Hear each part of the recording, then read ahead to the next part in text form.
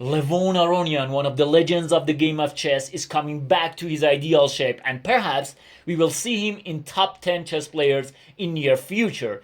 He's playing currently for United States in FIDE Chess Olympiad, and in this game he played against Martin Petrov from Bulgaria, and it's a phenomenal game by Levon Aronian. Let's see the game from the beginning, and in this game you will learn how to play against the Italian game. Bishop c5, castle, and knight f6. We will attacking the pawn on e4. He has to defend it with d3, and then we will play d6. Somehow a symmetrical pawn structure, but here white plays c3. He wants to fight for the control of center. Sometimes he wants to play b4, a4, and gaining some space on the queen side. And Aronian says, no, you're not going to gain space on my queen side. And here white played bishop g5, a risky move, which black didn't. When black didn't play the short castle, this bishop g5 sometimes can work, but sometimes can backfire for the white pieces, because after h6, bishop h4, this bishop is leaving this diagonal, and this bishop on this diagonal will become a superstar.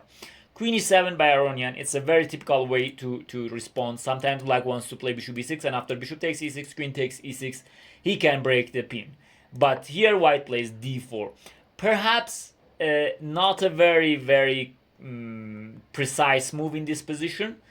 Perhaps here something like knight d2 or even rook e1. In some positions white probably plays bishop b5, as we saw in, for example, some Alireza Firouzja chess games. But d4, seemingly controlling a lot of central squares and moving this bishop backwards, but the bishop goes back and asks white a very important question. What are you going to do with your center? Because your center is now in a lot of pressure by my pieces and my pawns, and your e4 pawn is also under attack. Sometimes I can play g5 and capture your pawn on e4. So white creates a very strong center, but to protect this center he should be very careful. Here he plays knight d2. Seemingly he sacrificed the pawn, but it's not the case. If black takes it here, which Aronian didn't, white has this queen a4 check, and okay, king f8 is not interesting because your king will be very vulnerable. But after this, perhaps this is what white has in mind, and he's in good shape actually.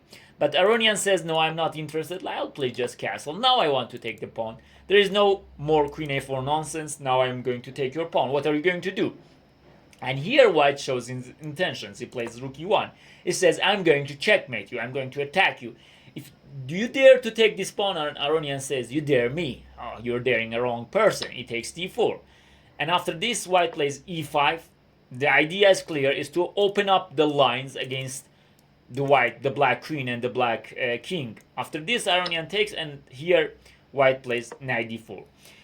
What probably white is relying on is that he's going to ruin the black pawn structure on the king side, and he's going to weaken the black king. And perhaps he was calculating on g5, knight f takes g5. Here black cannot take back because of bishop g5, he will lose. And if knight takes e4, perhaps now queen h5. This is a common, typical tactical idea that white can create a perpetual check in this position. Perhaps it is what he has in mind, but Aronian says, no, I'm not interested in any kind of perpetual, and I'm allowing you to ruin my pawn structure. I'm just grabbing your pawns. D takes c3. Do whatever you want to do on the king side. And here white made a big mistake.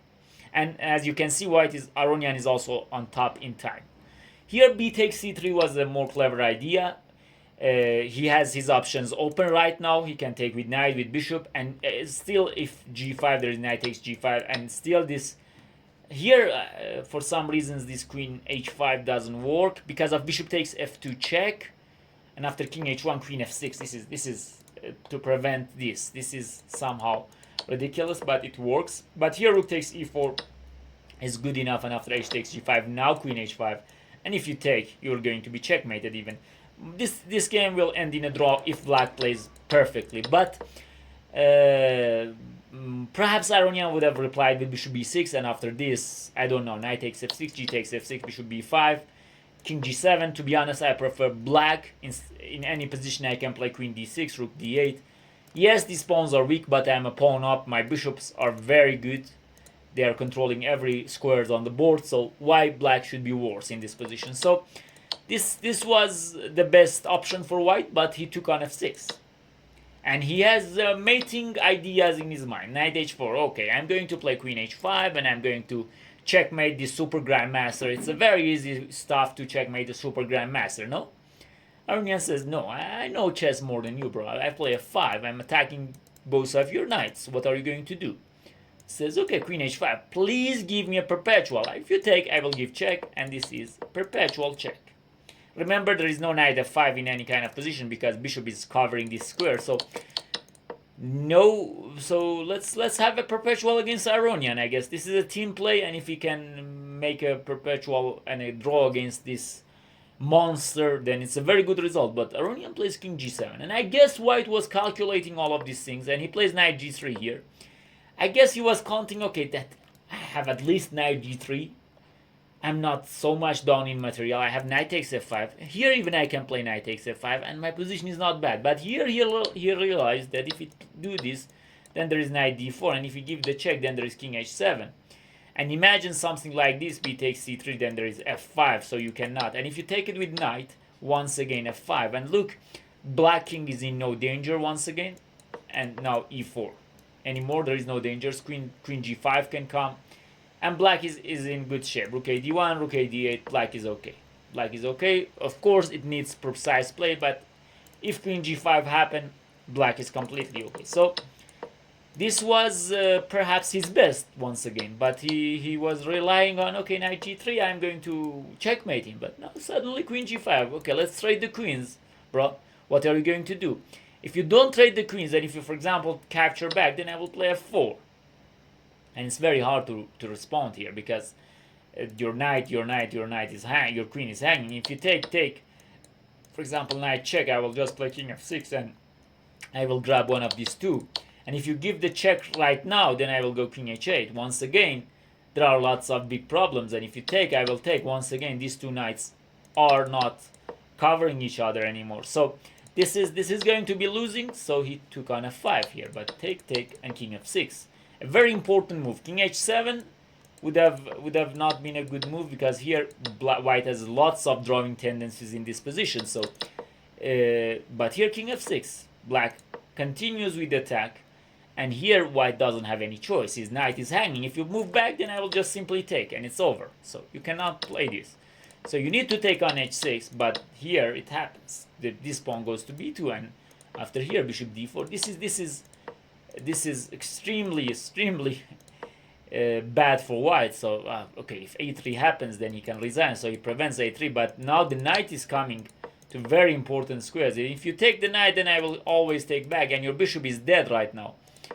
At any point I even can consider knight d2, but I don't need it. I just play c5. So you might think, okay, I won the pawn, but rook e8. How are you going to defend this? If you take, I will take back, and if you take this guy, okay, I will take, and if you take, then c4. And if you take here, then I will go c3, for example. And you cannot stop this. Here, rook check, and after here, something like d3 takes d2. Black will win this game. But in the game, white decided to play rook f d1, but after that c4, rook c2, b5, king f1, d3, and here Aronian put his rook on e2, and he's somehow forcing this exchange, and after he takes b3. Look at these pawns, and look at the last moment of the game by Levon Aronian. A game with a 98.5 accuracy by Aronian. It's a very, very beautiful game. He won all of his 3 games in the first 3 rounds. Okay, his opponents were not super grandmasters, not very good players, but Aronian was actually talking about a new form of training that he's doing right now, and he's very satisfied with it. And I should also mention to some of you that you are not so much familiar with this guy. He was one of the best, like for example from 2014, 15 to 2018, 19. At this range he was very good. He was more than 2800. He was one of the few players that could have beat Magnus Carlsen at those ages, and he was one of the main candidates to win the world championship. But after some bad problems in his life, like he lost his wife in a car accident, and he migrated to America, and to come back into his shape, it takes him a lot of time. But nowadays he also played very good in St. Louis Rapid and Blitz. He shows good games at that tournament, and I'm guessing that he's coming back. He's coming back, and he can be in top 10 very soon. We will see how he is going to progress in this FIDE Chess Olympiad, and I will also want to cover other games from this Olympiad to you. So keep watching our videos and keep following us on YouTube. Please like the videos, write your thoughts and comments, and share it with your friends, and subscribe to our channel. Enjoy chess and life.